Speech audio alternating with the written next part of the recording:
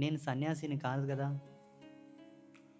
ఇప్పుడు బెల్లం, తాటి బెల్లం, ఈత బెల్లం, బెల్లమే.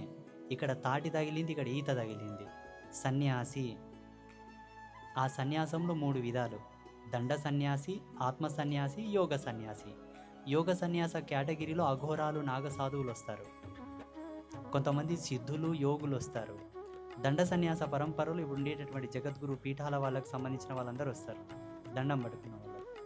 ఆత్మ సన్యాసులు నాలాంటి వాళ్ళు, యోగి వేమనార్యుల లాంటి వాళ్ళు, నాలాంటి వాళ్ళు, భగవాన్ రమణ మహర్షి లాంటి వాళ్ళు, మహావతార్ బాబాజీ లాంటి వాళ్ళు, దేవురాహ బాబాజీ లాంటి వాళ్ళు, మా ఆదర్శప్రాయులైనటువంటి ప్రాతస్మరణీయులైనటువంటి ప్రహ్లాద్ జైని లాంటి వాళ్ళు. 78 ఏళ్ళు నిరాహార యోగిగా ఉన్నాడు ఆయన. తక్కువలో తక్కువ 32 దేశాల శాస్త్రవేత్తలు వచ్చి పరిశోధన చేశారు ఆయన మీద. ఆయన దండం పట్టుకొని తిరగలేదే.